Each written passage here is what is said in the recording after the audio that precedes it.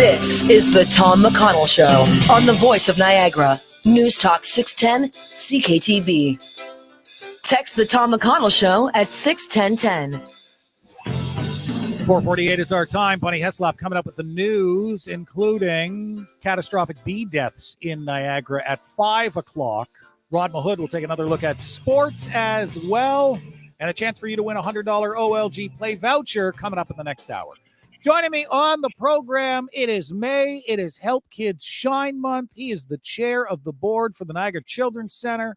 Matt Siscoe, it is always awesome talking to you. And as I said, if you want to get anything done, ask a busy person, high school teacher, regional counselor, coach, number one on the list, of course, father, and you're chair of the board here. Where do you sleep?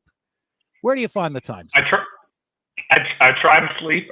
You know what? It's I heard you say that last week, and I thought, man, he's right.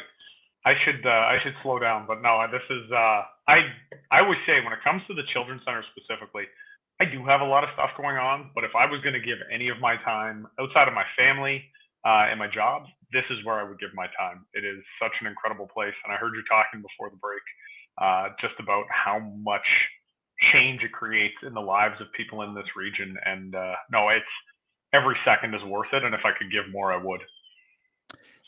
Tell us a little bit about your connection to the center. How did it start? Because now you're not originally from the Niagara region, but you've been here 15 plus years. Is it longer than that, Matthew? 20 years? We're getting closer to 20 at this point. Yeah. Okay. All right. So if you have no reason really to be involved, and as I said, it's pretty innocuous. It's not like it stands out, this building you drive by. How did you first become involved with the center? Well, I mean, the very beginning for us was my second oldest son, Kanan. All of my children are adopted. And when he came to us, he was about 2.5 years old. And we recognized very early on he had some delays. He was not meeting some milestones. Specifically, he wasn't able to speak. At 2.5, he only had one word. He made a lot of sounds, but only one word, ball. He didn't really know what it meant. And so we were concerned about that. And we also noticed when he first came home to live with us, he and his new older brother were out playing in our backyard, and we put him on a slide, and he immediately tipped right over and slid down. And he had a blast, but he couldn't hold himself up. And we realized he had no core strength. He was a bit bow-legged at the time. And so I will admit, my wife, Chrissy, did the research and figured out where we needed to go.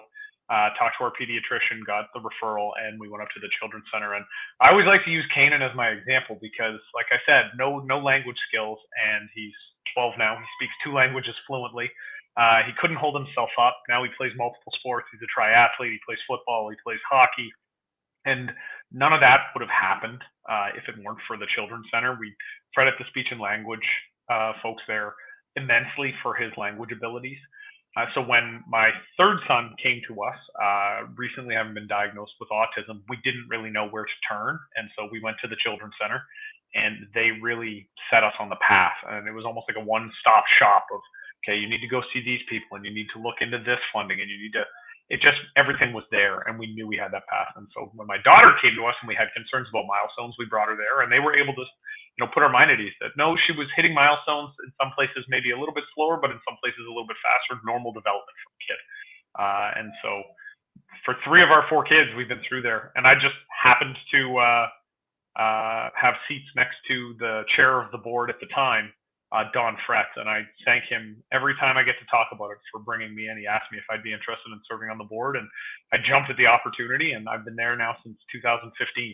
And we're sort of stuck to 9-year limits. If you are the chair, you get an extra year to come back as the past chair for a full term. And so I know my time is actually going to start. It's getting closer to the end now, and I'm a little bit disappointed. You only have to take a year off. So I've already sort of let it be known that if they want me back after I take that break, I'm happy to come back because this is just a phenomenal organization. Let me just say, half joking, you're not going to look to change their constitution for term limits, are you? We see this in some sort of banana republic and autocracy. You're okay with stepping aside. 100%, and I only laugh because the new board members we brought on over the last couple of years have been absolutely phenomenal. We actually had a meeting a few weeks ago, and the point was made. We just seem to be so lucky at attracting amazing individuals to come onto the board. But then at the same time, we have a couple folks who've done exactly what I said. They served 10 years, they did other things, they came back, and they're serving another 10-year term. And the combination of new ideas and new people looking at the landscape of children's treatment centers, combined with the institutional knowledge of people that just keep wanting to give their time, we are incredibly blessed. And we also have an incredible executive director. We have an incredible staff. I mean, and I know you've seen all of those folks and the hard work they put in. It is so incredible to be a part of an organization like the Niagara Children's Center.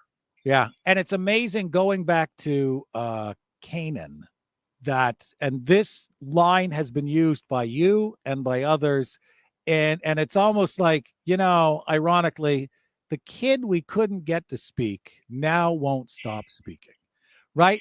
But it's remarkable how, for a child who is not yet saying much or anything, and one of the parents, Sarah Ane, I believe that's how you pronounce her name, pardon my pronunciation, told an amazing story about her child and said the exact same thing, where a little boy who was well behind in his milestones for being able to verbalize his thoughts and his feelings now almost won't stop talking.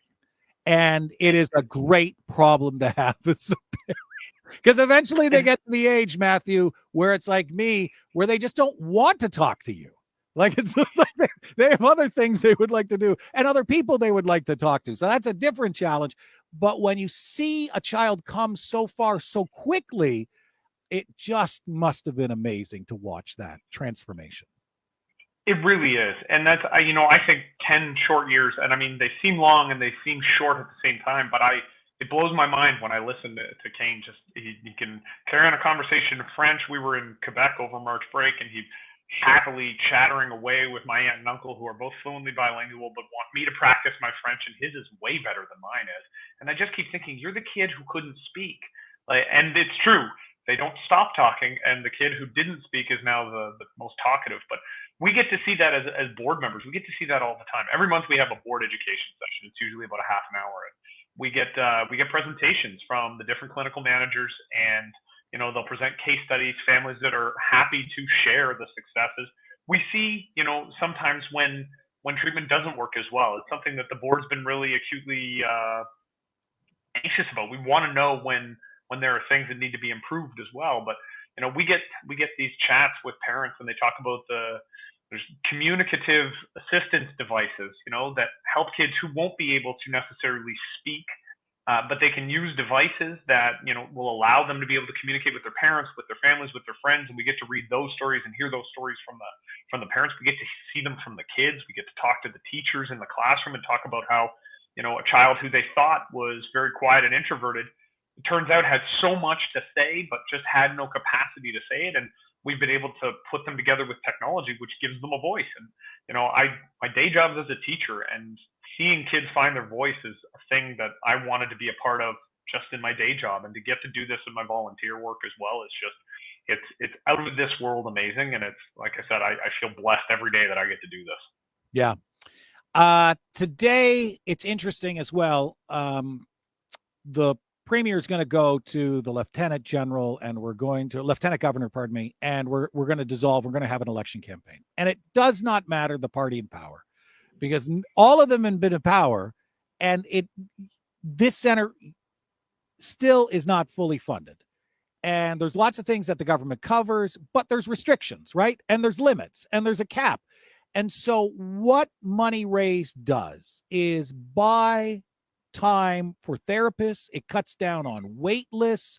It helps fund necessary equipment. And the government at all stripes has been generous, but there's a limit. And so that's why funds are needed. That's why money is raised. It's like, well, how is this my responsibility? Well, how is it the family's responsibility for the children they have to come up with, in some cases, thousands of dollars for equipment and therapy? We can't put it on them. And at the same time, the government does have limits. And this is across the board Well, all of them have been in power. No one has said this is what we need to address. It will not be really an election issue. And so I just think it's interesting, during an election campaign, we're also having a Help Kids Shine campaign. And it's, I guess, just a coincidence of timing, but you're right. And that's why this month is so important to our family and to so many, I think 5,000 or 5,500 families directly impacted by the center every year.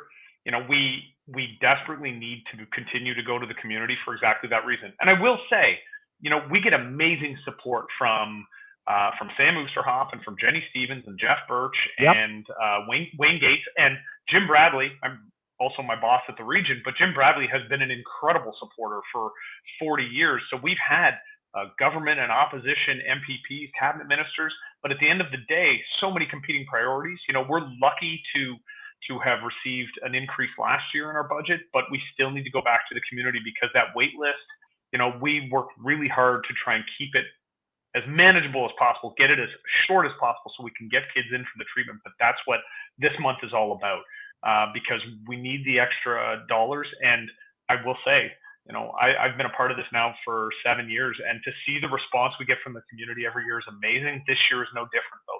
The need is there, and every dollar that can be raised, especially this month, I will say, if anybody's interested, becoming a monthly donor, even a small monthly donor, we have O'Hara Excavating and Trucking. They're matching donations this month, the monthly donations.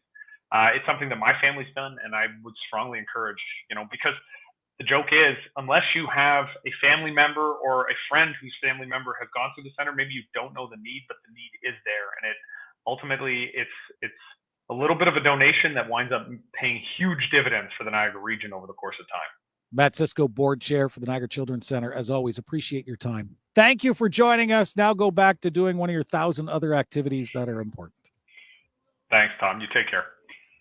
For more information or to make a donation, helpkidsshine.ca, helpkidsshine.ca. And all this month, you can double your impact thanks to O'Hara Trucking and Excavating. For every dollar you pledge as a monthly donor, they will match it, which is an incredible offer. Thank you to O'Hara Trucking and Excavating.